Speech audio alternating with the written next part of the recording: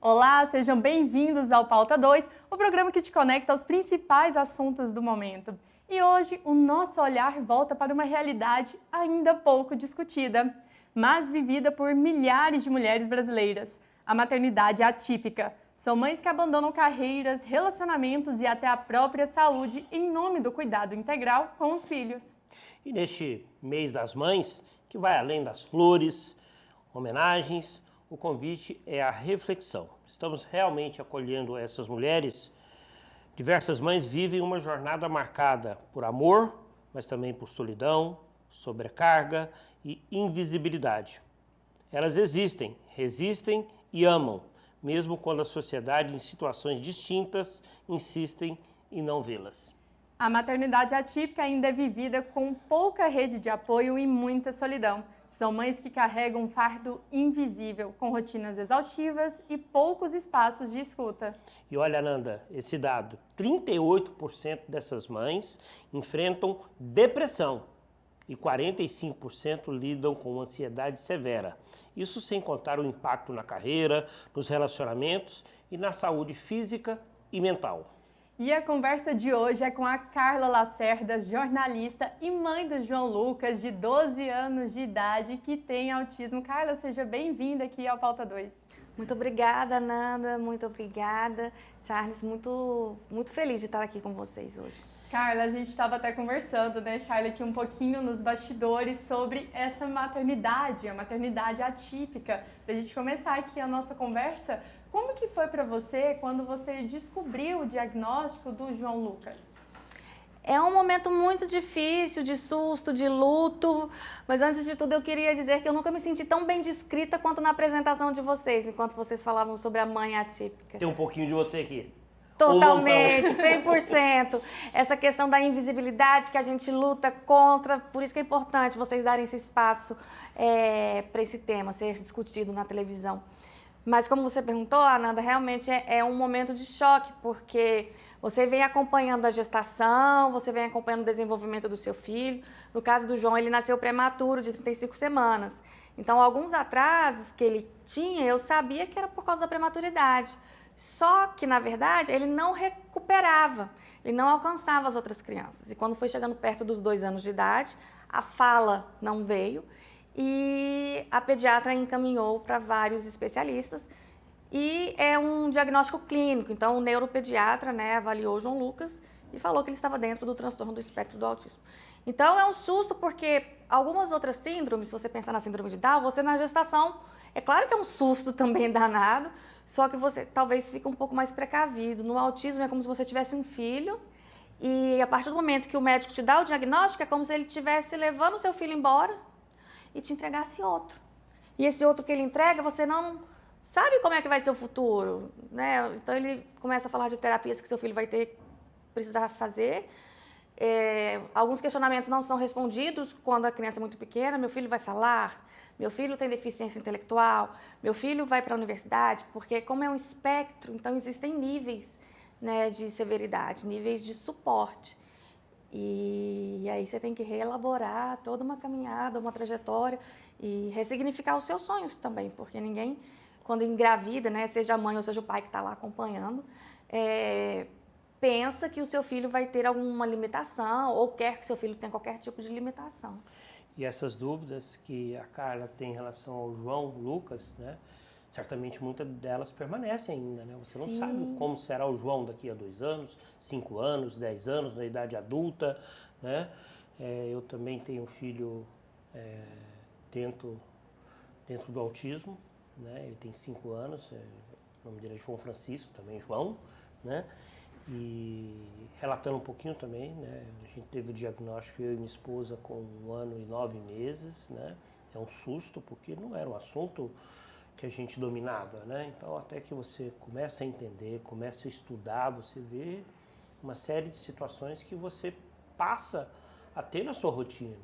Você passa a ter como responsabilidade dentro do seu dia a dia. O João não nasceu precoce, a Luciana, minha esposa, teve uma gestação tranquila, 9 meses, parto normal, né? E o primeiro ano de vida dele, os saltos de desenvolvimento normal, o olhar, o sentar, o engatinhar, o andar com um ano, tudo dentro de um processo muito natural da criança típica, né? Porém, a partir daí, acho que a angústia da Carla foi também a nossa, né? Não veio o papai, não veio a mamãe, né? E vieram situações, por exemplo, ele não interagia com outras crianças ou com outras pessoas. A gente até imaginou Carla na época, como ele nasceu ali um pouquinho antes da pandemia, aí muita gente fala, não, é bebê de pandemia. É verdade. Ele não está tendo contato com criança, quando terminar a pandemia vai ficar tudo normal. Mas não foi esse o processo, a gente teve que procurar ajuda especializada e veio esse diagnóstico. Mas é isso, né, Carla? A gente tem muita incerteza em relação ao futuro. Sim, exatamente. Em relação ao tratamento, porque, como você disse, a gente vai começar a estudar e entender o que existe de tratamento padrão ouro para os nossos filhos. E quando você se depara com a realidade no Brasil e de outros países, é ainda mais desesperador quando você percebe o valor que o SUS não consegue atender a demanda, porque essas terapias são intensivas. Os planos de saúde se negam a pagar e, na verdade, não existem profissionais capacitados em todo o país para atender a demanda de autistas que existem. Se todo mundo fosse pagar por um profissional, esse profissional ainda não existiria aqui no país, apesar da gente já ter avançado bastante. Então, essa incógnita permanece, né? Como que vai ser o futuro do meu filho e como vai ser também o meu futuro, o nosso futuro, né, juntos.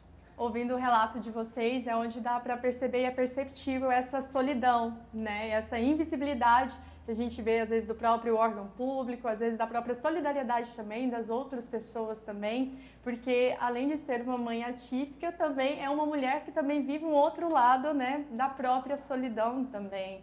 Como que é para você, que logo no início aqui do nosso bate-papo, você falou sobre essa invisibilidade, que você se sentiu que estávamos te descrevendo aqui, em que momento da sua vida você percebeu uma situação que aconteceu com você e que teve essa invisibilidade? Antes de falar da invisibilidade, eu queria destacar algo que você falou em relação à solidão.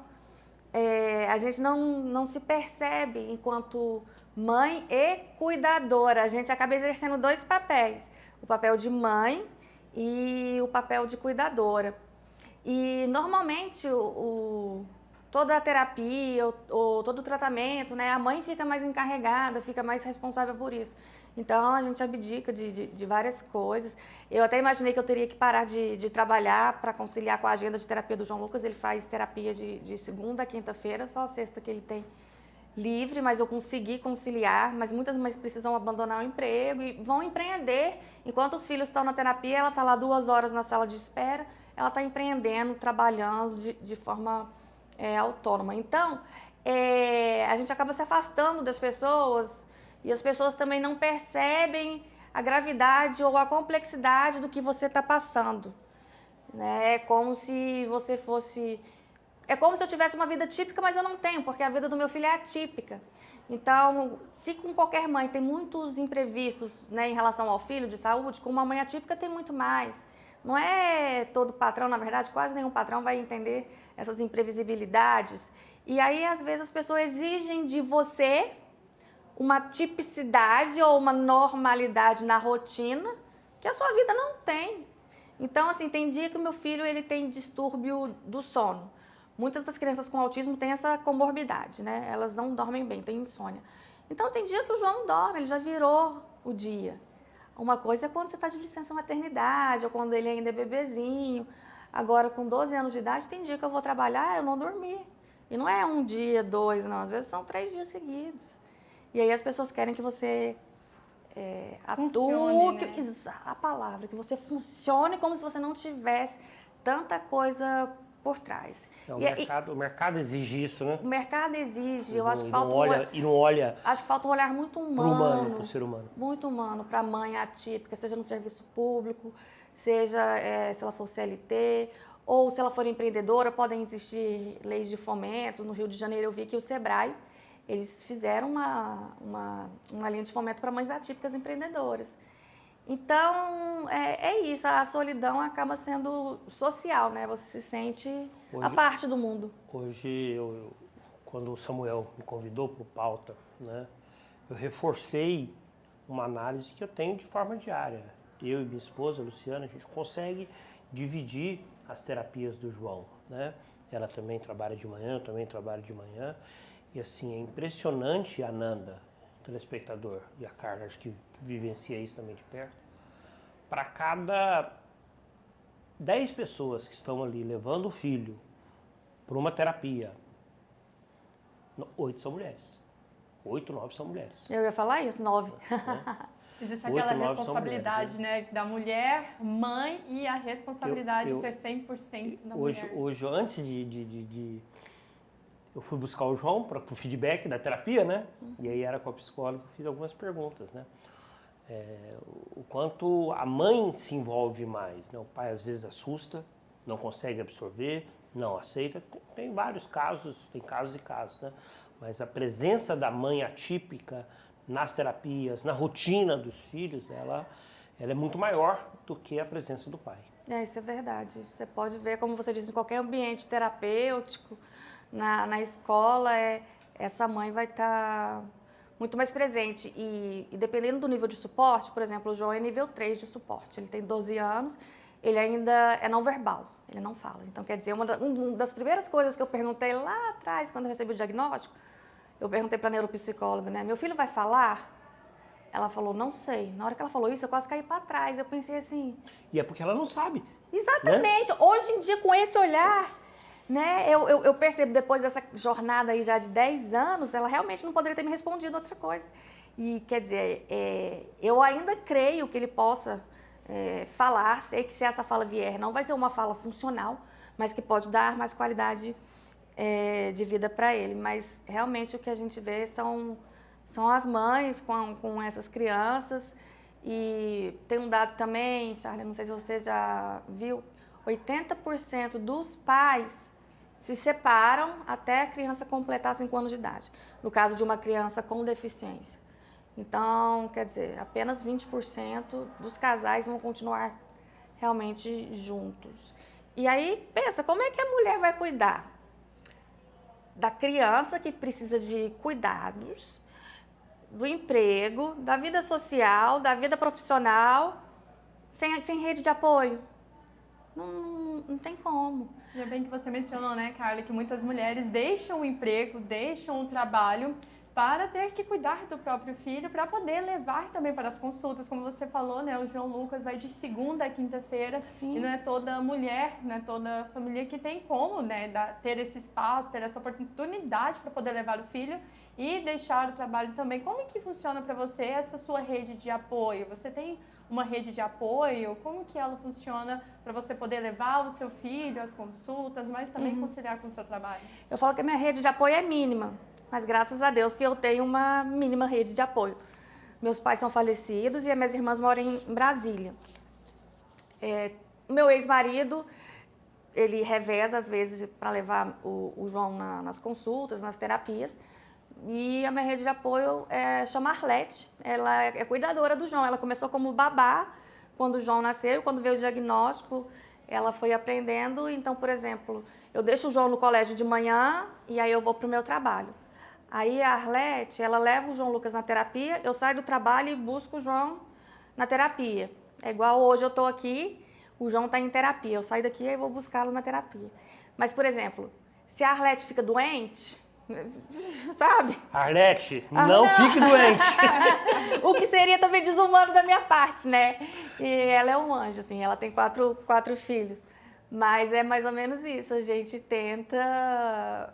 Mas eu tenho tentado formar uma rede de apoio extra, com amigas. Então, falado com as minhas amigas o que é maternidade atípica, e algumas têm se sensibilizado. Inclusive, você que conhece alguma mãe atípica, poderia se sensibilizar aí com a sua vizinha, enfim, realmente com essa mãe, e às vezes oferecer para levar o filho na terapia. Às vezes essa mãe não tem tempo de ir no médico. O que você falou dos níveis de ansiedade e depressão, eles são alarmantes, porque entre levar o filho e a própria mãe ir à consulta, ela sempre vai priorizar o filho. E a saúde vai ficando, e tem uma hora que fica complicado. E você... desculpa, Charlie. Não, você. É que você falou sobre as relações de amizade, né? Porque uma mãe atípica, a vida dela se transforma. Desde as relações com o próprio companheiro, com quem esteve ali a vida toda, como você até trouxe esse dado, que a criança, quando chega aos 5 anos de idade, os casais se separam, mas também as relações de amizade, relações de familiares. Acaba que existe esse abandono. Aconteceu com você um abandono familiar, abandono de amizades que você não esperava? Abandono familiar, não. Agora, abandono de amizade, não talvez pelo diagnóstico do João. Mas eu falo assim, eu acho que no momento que qualquer mulher se separa, que casal separa, você percebe que os amigos eram do casal. Porque a partir do momento que você está divorciada, aquela sua amiga que é casada, ela tem outros compromissos, ela tem outros interesses. Então, acaba assim, que no meu caso eu me divorciei. Houve talvez esse afastamento, né, de amizades, e aí você vai criar outras amizades. Então, hoje eu tenho amigas que são mães atípicas, eu tenho uma grande amiga que é mãe típica, tanto que teve um congresso de autismo e ela foi comigo. Ela tem 3 filhos típicos, mas ela foi para me dar apoio. E aí, eu vendo ela naquele universo e ela entendendo sobre as questões, sobre os termos que a gente fala, né, tanto de terapia ABA, neuroplasticidade, e sobre a comunicação alternativa, aumentativa, eu ficava tão feliz, porque ela não precisava estar sabendo desse universo.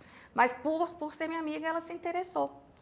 E abandono familiar, não, graças a Deus, todo mundo sempre aceitou bem e tudo. A questão é que nós moramos longe, assim, as minhas irmãs moram em Brasília e outros familiares moram em Uberaba, Minas, que é onde eu nasci. Mas eu tenho tentado, eu até comentei aqui nos bastidores que eu estou estudando para concurso, para ver se eu vou para Brasília, que aí eu fico perto das minhas irmãs, dos meus sobrinhos, e o próprio João vai ter convivência com os primos, vai ser bom para ele. Carla, a maternidade atípica, ela traz transformações na mulher, né? O que a Carla mulher e a Carla mãe, a partir do diagnóstico, elas têm em comum? Ou existe um afastamento entre essas duas Carlas? Eu acho que tem um afastamento. Tem hora que eu tento me rever como indivíduo, porque você fica tão nessa relação materna e de superar que você esquece de você, né, de você. E eu fiz um exercício interessante no ano passado, fazia muito tempo que eu não viajava com amigas. E aí, nessas novas amizades, Ananda, surgiram até jovens, assim, eu tenho 44, né, mas eu tenho amigas de 19, 20 anos. E a gente fez uma viagem, era um feriado, que o João Lucas ia ficar com o pai, e a gente fez uma viagem.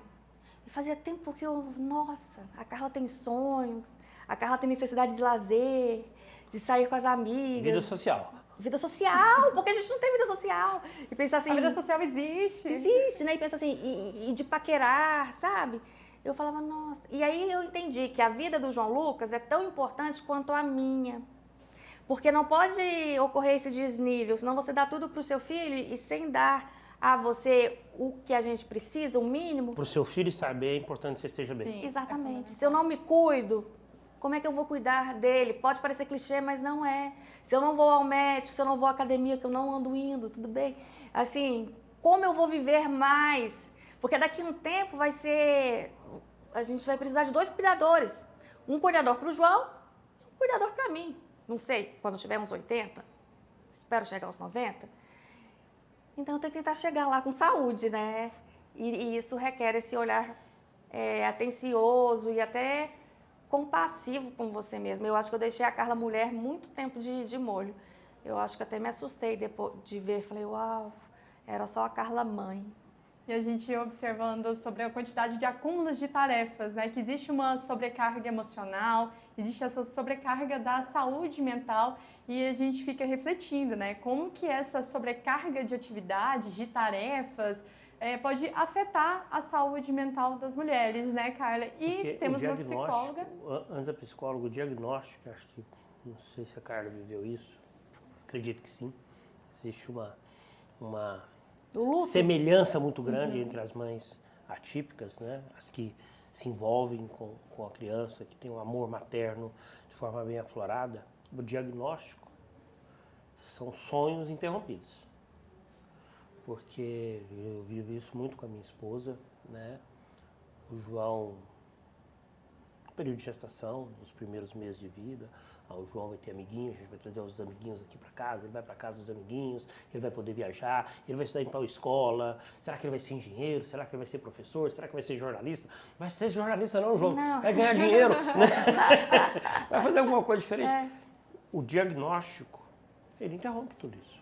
Porque você não sabe como é que vai ser o João Francisco daqui a 2 anos, a 5 anos, né? O João da Carla, né, ainda não é verbal, daqui a pouco pode ser, e quando ele conseguir ser, a gente não sabe em qual intensidade, vai ser importante para ele, porque ele vai poder conseguir ter autonomia em muitas coisas. Então, o diagnóstico, ele interrompe, Ananda, muitos sonhos. E existem muitas preocupações em cima disso, né? Que a gente fala que a maternidade também traz aquele medo de morrer, o próprio medo de deixar este mundo e quem vai olhar os nossos filhos, que para nós ninguém vai olhar os nossos filhos como nós mesmos. E essa sobrecarga e essa preocupação em relação à saúde mental das mulheres, a psicóloga Joyce Veríssimo trouxe um recadinho pra gente. Vamos conferir. A sobrecarga emocional pode afetar as mães de várias maneiras. Mães típicas e atípicas principalmente, pois a rotina é muito mais pesada, muito mais complexa, exige muito mais emocional mesmo das mães, né? E pode afetar, pode desencadear várias doenças, né? Emocionais, pode desencadear a ansiedade, pode desencadear o burnout, pode desencadear uma depressão. Então, é muito complicado, né? Porque são muitas atividades. O papel do acompanhamento terapêutico é essencial para o desenvolvimento, para o prognóstico dessa criança. Se tiver um acompanhamento ideal, o prognóstico é muito bom. E principalmente se a família, se as mães estiverem ali junto, né, com os terapeutas, o desenvolvimento da criança é, assim, excepcional. Então, porque, assim, são muitos desafios, né, para quem convive, para quem está ali diariamente, muitos desafios para lidar, né, com a deficiência. Então, assim, o acompanhamento terapêutico é essencial e, assim, é diário, né, precisa ser diário para que esse indivíduo tenha uma qualidade de vida, né, para que essa família tenha uma qualidade de vida. Faz parte o acompanhamento para que o desenvolvimento seja adequado, que tenha um prognóstico bom, que essa criança se desenvolva e consiga ter a independência, né, que a gente busca.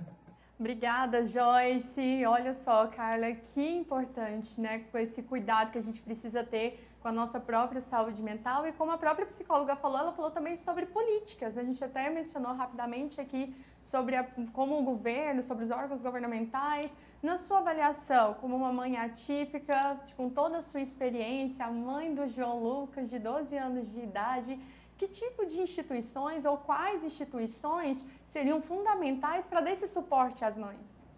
Olha, eu vou começar falando da parte, então, de governo, até porque no final do ano passado o governador sancionou uma lei sobre a maternidade atípica.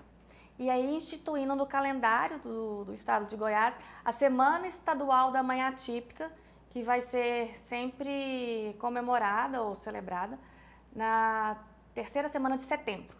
E o que essa semana, enfim, quais são os objetivos? Promover a discussão igual nós estamos promovendo, falar sobre essa sobrecarga mental, que essa mãe precisa de assistência, como a psicóloga falou, uma assistência psicológica e muitas vezes uma assistência psiquiátrica. Então eu acho assim que tanto nos níveis, né, federal, estadual e municipal tem que ocorrer essa preocupação com a mãe, porque ela está lá trabalhando e, como eu disse, o contexto por trás às vezes está desmoronando. Agora, várias outras instituições podem ajudar, porque eu acho que tem que ser uma congruência entre governo, iniciativa privada e a própria sociedade. Então, eu comentei do SEBRAE, né, que pode auxiliar essas mães, pode capacitar essas mães enquanto elas estão na sala de espera, já que muitas tiveram que abandonar o emprego. A iniciativa privada também, eu conheço um cartório em Aparecida de Goiânia, ele não tem, eu achei interessante que ele não tem nenhuma história com o autista, mas lá as mães e os pais atípicos têm prioridade e ele faz toda a questão disso, porque ele sabe que a rotina desse pai e dessa mãe é corrida. Empatia. E eu achei, porque normalmente quando alguém se envolve na causa, né, Charlie, é porque tem um filho ou tem um parente, e isso vai movendo as políticas públicas. Mas eu achei muito legal a iniciativa desse, é um cartório, como eu disse, né, desse tabelião. Então é isso, quanto mais a gente falar, mais as pessoas vão entender que elas também fazem parte dessa discussão, elas também fazem parte desse debate. A gente fala muito sobre se criar uma criança que precisa de uma aldeia. Para criar uma criança com deficiência, eu não sei quantas aldeias precisa, eu ainda não descobri. Carla é jornalista, né, mãe do João, é uma mãe atípica. A gente está chegando na reta final do Pauta 2. Eu queria muito que você se dirigisse às mães atípicas. Nesse mês de maio, mês que a gente celebra aí, né, a mãe, que você se dirigisse às mães autistas que estão vivendo esse luto, esse momento do diagnóstico, que é esse momento de luto, né? E claro, que já está há um tempo já nessa luta, né, com terapias, com desafios, com incertezas, que você se dirigisse a essas mães. Eu queria falar assim que eu entendo toda essa dor, eu entendo todo esse luto, porque eu passei, o Charlie bem explicou, explanou, são sonhos interrompidos e esses sonhos são importantes, esses sonhos são preciosos. Né? As pessoas que não têm sonhos, não têm esperança, é difícil até de você vislumbrar algo para a sua vida sem sonho, sem esperança. Mas que apesar de tudo isso, tem um texto muito bonito, que eu até queria indicar, se você recebeu o diagnóstico há pouco tempo, que chama Bem-vindo à Holanda. Você já ouviu falar? Sim. Esse texto é fantástico, porque ele fala que a maternidade é como se fosse uma viagem para a Itália. E você se prepara, Nanda, a vida toda, ô telespectadora, para ir para a Itália. E todo mundo está indo para a Itália. Só que, de repente, um avião com você pousa na Holanda. Só você. Todo mundo parando na Itália e você na Holanda. E aí fala que a dor que isso causa, ela não vai embora nunca, mas você tem que ressignificar. Porque se você não percebe as coisas lindas e singulares que existem na Holanda. Holanda tem Rembrandt, Holanda tem as tulipas, tem paisagens lindíssimas. É algo tudo muito novo, mas o meu recado seria esse, para você conseguir ver as belezas realmente da Holanda, da maternidade atípica, apesar desse cansaço, apesar do preconceito, da falta muitas vezes de apoio que nós temos. Eu acho que quando a gente vê o sorriso do nosso filho, e é isso, a felicidade, eu acho que é o patrimônio que toda mãe quer, assim, em relação ao filho. A gente consegue respirar, ressignificar e tocar a vida. A gente ainda vai passar por momentos de dor, mas eles nunca serão o final da história. Assim, eu penso, eu estar aqui podendo falar sobre isso e conversando também com um pai atípico, são oportunidades únicas, porque esse tema ele já não está tão restrito ou fechado quanto esteve há pouco tempo atrás, gente. Se a gente falar da década de 1980, então é isso, é que toda dor é por enquanto. Acho que a frase seria essa, se fosse para escolher uma frase, toda dor é por enquanto. Muito obrigada, Carla, por compartilhar sua história, por compartilhar as suas experiências. Feliz Dia das Mães, Obrigada. Afinal, Dia das Mães são todos os dias, pra você não é o único também. dia. Obrigada. E feliz Dia das Mães também, né, Charlie, para todas as mães atípicas e também para todas as outras mamães também. Afinal, a maternidade ela é árdua, mas nem por isso deixamos também de sermos mulheres. E como vocês viram aqui no Pauta 2, é muito importante termos empatia, nos colocarmos no lugar do próximo e ajudar, não é, Charlie? Um abraço a você que nos acompanhou aqui no Pauta 2. Siga com a programação do Sistema Sagres de Comunicação. Tchau, tchau.